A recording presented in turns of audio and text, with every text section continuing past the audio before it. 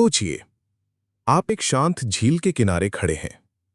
हवा इतनी धीमी है कि पानी का सतह आईने की तरह चमक रहा है।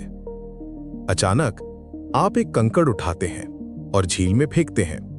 लहरें बनती हैं और वो आईना टूट जाता है। जिंदगी भी कुछ ऐसी ही है। जब आप उसे अपने हिसाब से जबरदस्ती मोड़ने की कोशिश करते हैं तो वो शांत आईना टूट जाता है। लेकिन अजीब बात यह है, हम में से ज्यादातर लोग इसी कोशिश में पूरी उम्र बिता देते हैं। अपने सपनों को धक्का देकर, रिश्तों को खींचकर, मौकों को पकड़कर, और फिर सोचते हैं सब इतना मुश्किल क्यों है। कुछ साल पहले मैं भी यही कर रहा था। दिन रात मेहनत, योजनाएं, डेडलाइन और उस दौड़ में भागना जहां हर कोई जीतना चाहता है। लेकिन फिर एक दिन एक बूढ़े मछुआरे ने मुझसे सिर्फ एक लाइन कही, पानी को मत धकेलो, वो खुद तुम्हें किनारे ले जाएगा। उस दिन मुझे पहली बार एहसास हुआ, शायद जीतने के लिए हमें धक्का नहीं बल्कि बहाव चाहिए। एक अनजाना सफर। ये बात मुझे एक ऐसे मोड़ पर समझ आई जब मेरी जिंदगी पूरी तरह उलझ चुकी थी।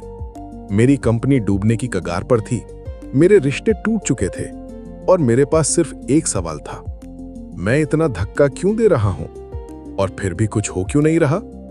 उस समय मैं भागने वाला इंसान था, जैसे नदी में नाव फंस जाए और मैं चप्पू से उसे जोर जोर से धकेलता रहूं, लेकिन पानी उल्टा बह रहा हो।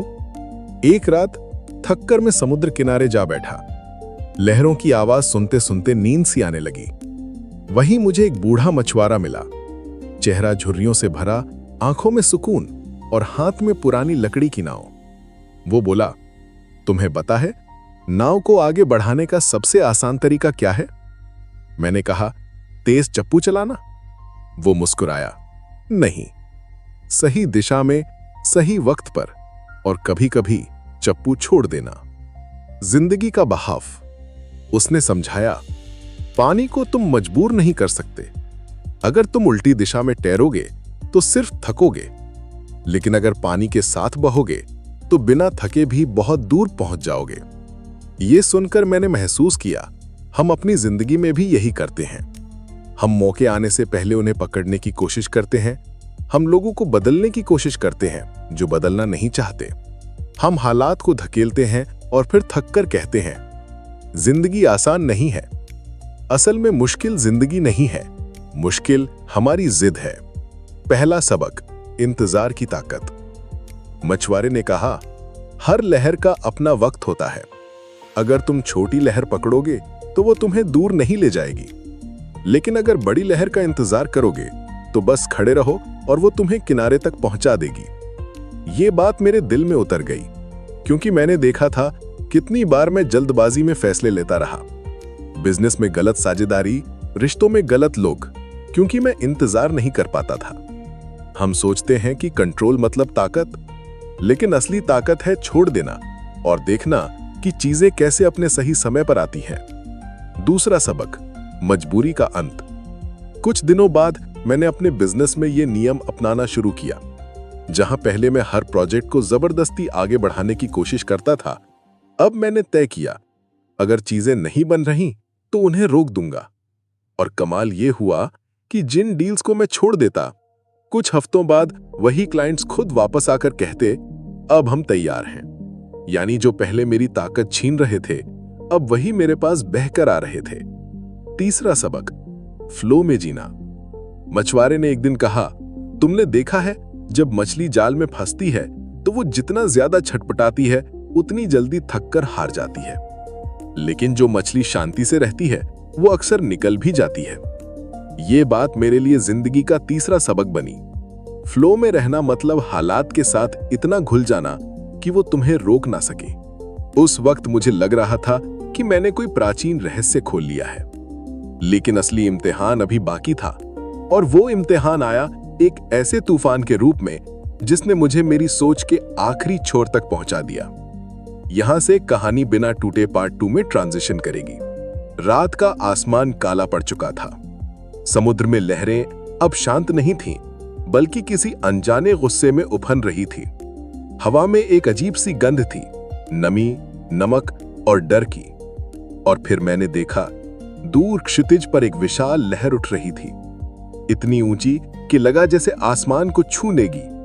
उस पल मेरे पास दो ही रास्ते थे, चप्पू को कसकर पकड़ूं और पूरी ताकत से उससे लड़ूं, या फिर उसे छोड़ दूं।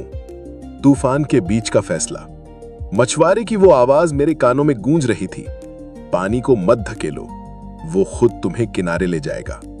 लेकिन उस वक्त क्या सच में छोड़ देना समझदारी थी? क्योंकि हर लहर के साथ मेरी नाव ऊपर नीचे हो रही थी और अगली लहर बस कुछ सेकंड दूर थी। दिल कह रहा था लड़ो, नहीं तो डूब जाओगे। लेकिन एक अजीब सी शांति भी भीतर से उठ रही थी जो कह रही थी छोड़ दो, देखो क्या होता है। मैंने गहरी सांस ली और चप्पू को हाथ से छोड़ दिया। बहाव का चमत्कार। जैसे ही मैंने चप्पू छोड़ा, नाव अचानक लड़खड़ाई, लेकिन फिर उसने खुद अपना रास्ता पकड़ लिया। लहर ने मुझे सीधे अपने सीने पर उठा लिया, जैसे कोई मां अपने बच्चे को गोद में लेती है। मैं ऊपर नीचे हो रहा था, लेकिन नाव उलट नहीं रही थी। कुछ ही पलों में वो विशाल लहर मुझे तेजी से आगे ले जा रही थी। मैं कुछ नहीं कर रहा था, न ताकत न कोशिश, बस भरोसा। और फिर अचानक तूफान की वो दीवानगी टूटने लगी। हवा धीमी होने लगी, लहरें छोटी होने लगी और मेरे सामने क्षितिज पर हल्की सी रोशनी दिखाई देने लगी। सुबह का चमत्कार। जब मैंने पीछे मुड़कर देखा तो वो तूफान अब दूर जा चुका था, सिर्फ शांत पानी और उगते सूरज की सुनहरी रोशनी। मैंने महसूस किया अगर मैं उस लहर से लड़ता तो शायद मैं डूब जाता, लेकिन उसे अपनाकर मैं पार निकल आया। यह था the law of not forcing का असली सबक। जिंदगी में कई बार हालात तुम्हें डराते हैं, लेकिन अगर तुम भरोसा कर सको और बहाव के साथ चल सको तो वही हालात तुम्हें मंजिल तक पहुंचा देते हैं। वापसी का सफर। किनारे पर लौटते वक्त मैंने एक और चीज महसूस की। समुद्र किनारे खड़े लोग मुझे देखकर मुस्कुरा रहे थे, जैसे उन्हें पता था कि मैंने कोई परीक्षा पास कर ली है। मछुआरा भी वहीं था। उसने मेरी ओर देखकर बस इतना कहा, अब तुम समझ गए हो, जिंदगी को धकेलना नहीं, महसूस करना होता है। उस दिन से मैंने हर चीज में यही नियम अपनाया। बिजनेस में अगर प्रोजेक्ट अटक रहा है तो उसे धकेलने के बजाय सही समय का इंतजार करता हूं। रिश्तों में अगर कोई दूरी बना रहा है तो जबरदस्ती पास खींचने के बजाय उन्हें अपना स्पेस देता हूं। और खुद से अगर मन थका है तो उसे जबरदस्ती काम में नहीं धकेलता, बल्कि आराम करने देता हूं। जिंदगी की नई परिभाषा। धीरे धीरे मैंने देखा मेरी जिंदगी आसान नहीं बल्कि सुगम हो गई थी, क्योंकि अब मैं हर चीज को अपने समय पर आने देता था। और ये कोई आलस नहीं था, ये था समझना कि हर चीज का अपना मौसम होता है। जब सही समय आएगा तो वो खुद तुम्हारे पास आएगी। अंतिम संदेश। अगर आप ये सुन रहे हैं तो शायद आपके जीवन में भी कोई तूफान है, कोई मुश्किल हालात, कोई अटकी हुई प्लानिंग, कोई रिश्ता या कोई सपना जो फंसा हुआ है।